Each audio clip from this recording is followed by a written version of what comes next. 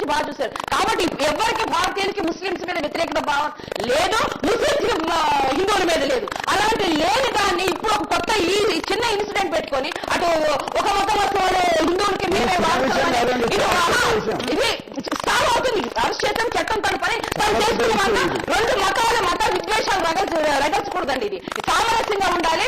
ఏ మతానికి ఎవరు గుత్త కాదండి. హిందువులకి ఒకరు గుత్త కాదు, ముస్లింస్ ఒకరు గుత్త కాదు. అందరూ సామరస్యంగా ఉండాలి. దానికి చిహ్నమే భద్రాద్రి రామాయికి ఈ రోజు కూడా తారీషా పంపించి వెళ్తున్నాయి. వాళ్ళు చెప్పినట్టు అంత ఆ నాయకులే వాళ్ళు ముస్లిం నాయకులే అంత సామరస్యంగా ఉన్నప్పుడు ఇప్పుడు ఎవరో మాట్లాడినంత మాత్రాన్ని శ్రీరామచంద్రుడికి కానీ హిందువులకి ముస్లింకి ఎలాంటి భేదభావం లేదండి. ఇప్పుడు మీరు అక్కడ కనబడుతున్నటువంటి విజువల్స్ కనుక చూస్తే మీకు గుర్తుండే ఉంటాయి ఆ సీన్స్. తస్లీమా నస్రీన్ మన దగ్గర ఇక్కడికి వచ్చినప్పుడు ఎంఐఎం ఎమ్మెల్యేలు ఏ రకంగా దాడి చేశారు. సో అసలు దేవుళ్ళు, రామాయణం ఇవన్నీ పక్కన పడితే ఒక స్త్రీకి ఇచ్చేటువంటి గౌరవం ఆనాడు ఎందుకు అరెస్ట్ చేయలేదు కాంగ్రెస్ పార్టీ? ఎందుకు వాళ్ళని లోపల పెట్టలేదమ్మా? కాంగ్రెస్ పార్టీతో ఆనాడు అలయన్స్ ఉంది కాబట్టి వాళ్ళ గంగాభవన్ గారు సమాధానం చెప్పాలి. బట్టలు ఇప్పి ఇస్తా డీజీపీ అన్నాడు రోజు ఎందుకు అరెస్ట్ చేయలేదు కాంగ్రెస్ పార్టీ? ఎందుకు మీరు ఇంత చించుకొని మాట్లాడలేదు, ఇంత గట్టిగా అరవలేదు? ఆనాడు కర్ర పట్టుకొని ఓల్డ్ సీట్ లో కర్రలతో కొడతా ఉంటే కార్యకర్తలు, ఎంపీటీ కార్యకర్తలు కొడతా ఉంటే ఎందుకు మాట్లాడలేదు? తస్లీమా నస్రీన్ ఎవరు? దేశం కోసం ఈ గొప్ప సెక్యులర్ భావాలతో ఉన్నటువంటి తస్లీమా నస్రీన్ హైదరాబాద్ నడి ఒడ్డున కొడతా ఉంటే కాంగ్రెస్ పార్టీ కదా ఆనాడు ఉన్నది. కాంగ్రెస్ పార్టీ ముఖ్యమంత్రి ఉన్నారు కదా,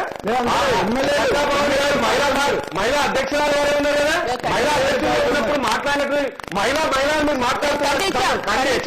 అరెస్ట్ చేయాల్సిందే.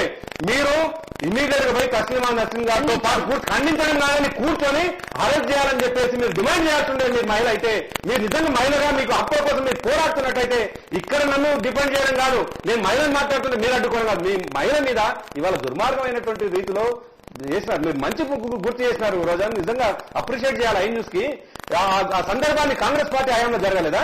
ఇంకెట్లా మీరు సమర్థించుకుంటారు? నిన్న నెల రోజుల క్రితం మీతో విడిపోయినటువంటి ఇవాళ ఓవైసీ సోదరులు మీకు ఎంబడే శత్రువులు అయిపోయిండ్రు. కానీ అంతకాలంగా మీరు పెంచి పోషించి విషయం తాగిపిచ్చి విషపు నాగులాగా తయారు చేసింది మీరు కాదా? మీకు ఆ పాత్రలో భాగస్వాములు లేరా మీరు? ఓకే, అంజదుల్లా ఖాన్ దీని మీద ఏం చెప్తారు? తస్లీమా నస్రీన్ మీద దాడి. Taslima Nasreen what she did, she wrote in a book against Prophet Muhammad. So not only Muslims, I demand an apology from Taslima Nasrin what she did, and I condemned his writing also, number one. And whatever that happened on Taslima Nasrin, the attack which happened, that was a political drama. See, when any person who is coming to the Hyderabad, the intelligence people will put up a report. So why didn't the police the police allowed these MIM MLAs to do all this drama? Then there was వాళ్ళకి వచ్చే దానివల్ల ఏం లాభం? I mean, what I am saying, the Congress, Rajshekar Reddy was the chief minister at that period.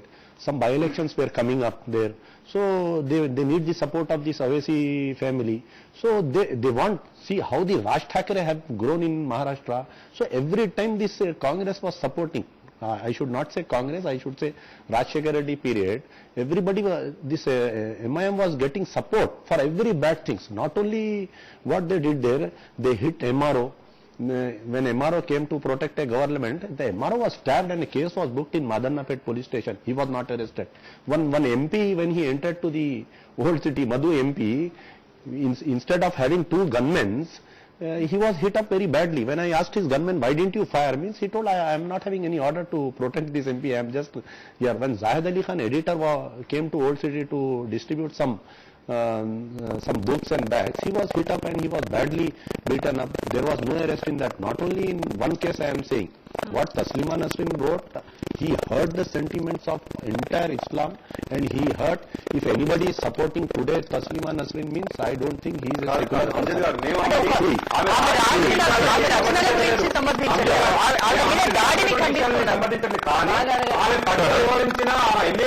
Congress party ఏం చేసిందని మాత్రమే నేను అడుగుతా ఉన్నాను, అంతే తప్ప వెరీ పొలిటికల్ స్టంట్. ఒకటి every time they do. అనే మహిళ రచయిత్రి బంగ్లాదేశ్ నుంచి వచ్చినప్పుడు మనకు శరణార్థిగా ఉన్నది. శరణార్థిగా ఉన్నప్పుడు ఆమె ఏమి రాసింది ఏం రాయలేదు అనేది అక్కడ బంగ్లాదేశ్ బహిష్కరించింది. ఇక్కడ ఆమెను కొట్టవలసినటువంటి పరిస్థితి ఎందుకు ఏర్పడ్డది? అది కేవలం మజ్లిస్ వాళ్ళే ఎందుకు కొట్టాలి అంటే ఒక మహిళ పైన దాడి చేయడానికి మహిళను ఎందుకు మన దగ్గరికి వచ్చినటువంటి శరణార్థిని మనం రక్షించవలసిన బాధ్యత మనకున్నది. ఆమె బుక్ లో ఏం రాసింది ఏం రాయలేదు మేము చదవలేదు ఏమి దాని విషయం సమర్థిస్తలేదు. కానీ ఆమెను కొట్టిన దాంట్లో మేము ఖండించవలసిన అవసరం ఉంది. మరి ఆ ఖండించవలసిన అవసరం ఉన్నప్పుడు ప్రభుత్వం వాళ్ళ మీద కఠిన చర్యలు ఎందుకు తీసుకోలేదు ఈ రోజు వరకు కూడా? అందులో బాధ్యత కలిగినటువంటి ప్రజాప్రతినిధులు లేనిరు, ఎమ్మెల్యేలు పోయినరు, ఎమ్మెల్యేలు కూడా చెప్పుతూ కొట్టడం జరిగింది. అంటే ఈ రకంగా ప్రవర్తిస్తుంటే కేవలం ఒకటే కాదు, ఇప్పుడు ఎవరైతే బ్రదర్ చెప్పిండో ఆ విషయాన్ని మనం గమనించాలి. ఎట్లయితే మధు ఎంపీగా మరి పాతపట్నానికి పోతే పాతపట్నంలో ఎవడైనా దాడి చేసింది? మజ్లిస్ దాడి చేయలేదా? చిత్తపాల కొట్టిండ్రా అతని ఒక సియాసత్ పత్రిక మరి ఎడిటర్ను మరి అతన్ని చంపడానికి హత్యా ప్రయత్నం చేశారు. వాళ్ళ మీద ఏం చర్యలు తీసుకున్నారు వీళ్ళు? ఇంతవరకు మన చర్యలు తీసుకున్నారు? అంటే వాళ్ళు దాడి చేయడానికి దాడి చేసి లేకపోతే హత్యా ప్రయత్నం చేసి లేకపోతే మున్సిపల్ ఆఫీసర్ను మరి రివాల్వర్ తీసుకొని బెదిరించి చంపుతానని చెప్తే ఆ ఆర్బిట్స్ లో కూడా అతని మీద చర్య తీసుకోరు ఎమ్మెల్యే అఫ్సర్ ఖాన్ మీద. అంటే ఈ రకంగా ఎమ్మెల్యేల మీద తీసుకోరు, ఎంపీల మీద తీసుకోరు. ఎవరిని పడితే వాడిని దాడి చేస్తాం, ఎవరిని పడితే వాడిని కూని చేస్తాం, ఎవరిని పడితే వాడిని నరికి పారేస్తాం. మజ్లిస్ పార్టీ ఆవిడాలను అరికట్టడంలో లేకపోతే వాళ్ళు చేసేటువంటిది ఏదైనా మేము సహిస్తామనేది ఓటు బ్యాంకు గురించి కాంగ్రెస్ ఇన్ని రోజులు ఊరుకున్నది. ఇవాళ కిరణ్ కుమార్ రెడ్డి చేసిన దానికి గంగాభవాని ఏ రకంగానైతే మనం అప్రిషియేట్ చేస్తుందో ప్రజలు అప్రిషియేట్ చేయొచ్చు, నేను కాదనడానికి వీల్లేదు. కానీ ఆ రోజు నుంచి ఈ రోజు దాకా పెంచి పోషించి ఏ రకమైనైతే నాగం బామును పాలు వేసి పెంచుతామో చివరికి విషయాన్ని కక్కుతుంది కానీ పాలు మాత్రం కక్కదు. ఆ విషయం కాంగ్రెస్ కు తెలియదా? ఎందుకు చేసినట్టు ఈ విషయం అంటే కేవలం ఓట్ బ్యాంక్ గురించి చేసిన దానికి కాంగ్రెస్ మరి ఈనాడు ఆ యొక్క వాళ్ళు చేసినటువంటి చేస్తారు లేదా వాళ్ళు చేసినటువంటి అనుభవానికి వాళ్ళు అనుభవించవలసిన పరిస్థితి ఏర్పడుతుంది. ఇప్పుడు ఓట్ బ్యాంకు అని అన్నారు అన్నయ్య. ఒకటే నేను అడుగుతాను ఈ బ్రదర్ కి కూడా, ఇప్పుడు ఆమెకి మేము ఆమె ఖురాన్ గురించి ఏం రాసిందో మాకు తెలియదు, కొట్టింది, మనసు బాధపడ్డాం, నన్ను అన్నారు కదా మహిళా ప్రెసిడెంట్ గారు ఏం చేస్తున్నామని. మేము బాధపడ్డాము, ఇటీవల ఏమేమి జరుగుతున్నాయి నిర్భయగా అవన్నీ మేము చేసుకున్నాం. అన్నిటికన్నా నేను అంటున్నాను, నిన్నగాక మొన్న మీ ఆర్ఎస్ఎస్ చీఫ్ ఆడామె ఇంట్లోనే ఉండాలి, భర్తను సుఖపెట్టాలి, వంట చేయాలంటే సంప్రదాయం విషయంలో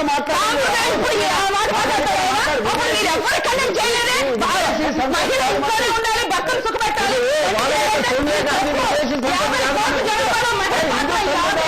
మహిళ ఎట్లుండాలి, ఒక తల్లిగా ఎట్లుండాలి, ఒక భార్యగా ఎట్లుండాలి అని మాట్లాడేది తప్పలేదు. హిందూ సంప్రదాయాన్ని మహిళా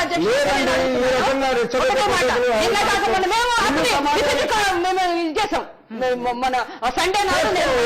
ఎందుకు ఒక మహిళ కేవలం మేము ఇంట్లోనే ఉండాలంటే వంట చేయాలంటే భర్త సుఖపెట్టాలంటే ఇదేంట మా డ్యూటీ. భారతీయ జనతా పార్టీ పేరులో భారతీయ పెట్టుకొని భారతీయ మహిళ గురించి అంటారు మాతృదేవో భవ, తర్వాతనే పితృ, తర్వాతే ఆచార్య దేవ. ఎత్తు నారెంతి పూజించే రమ్మెంత దేవత. ఇది నేను కాంగ్రెస్ పార్టీ నాకొచ్చు, మీరు భారతీయ జనతా పార్టీ పేరులో భారతీయ పెట్టుకొని భారతదేశంలో స్త్రీని దేవత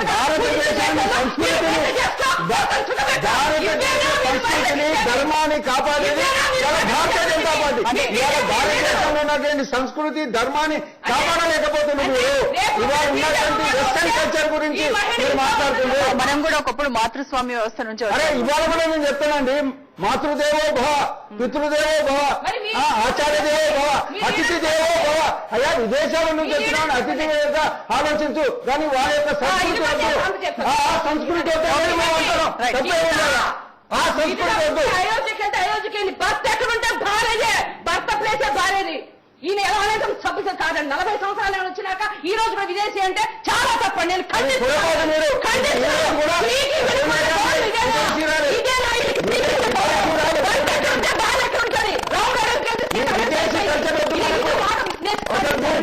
పార్టీ అధినేతగా ఉండి సోనియా గాంధీ గురించి ఏదైతే మాట్లాడుతున్నారో ఇవాళ ఇస్లామిక్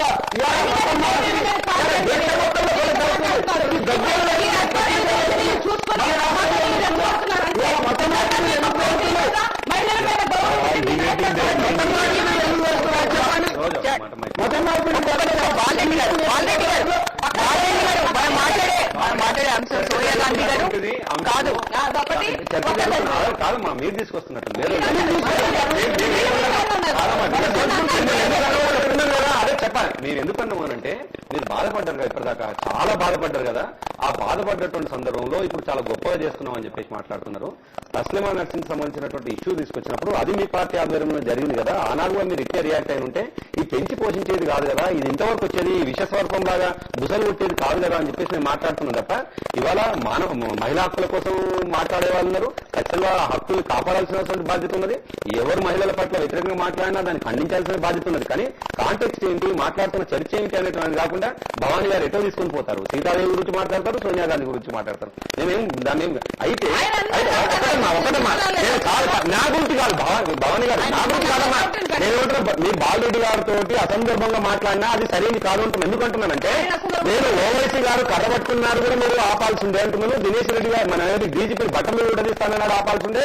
కాంగ్రెస్ పార్టీ పెంచి పోషించడం వల్లే ఇవాళ మీరు ఇంత గొంతు దించుకోవడానికి అవకాశం మీరే ఇచ్చిందని చెప్పడానికి మేము ప్రయత్నం చేసినాం తప్ప మిమ్మల్ని విమర్శించే ప్రయత్నం మీరు చేయలేదు కాంగ్రెస్ పార్టీ. ఒకటే చెప్తే నేను ఒకటే అంటానండి, మహాత్మా గాంధీకి మన ఫాదర్ ఆఫ్ ద నేషన్ ఆయన ఒకటే చెప్పాడు, హిందూ ముస్లిం సబ్కో సమ్మతి రఘుపతి రాఘవ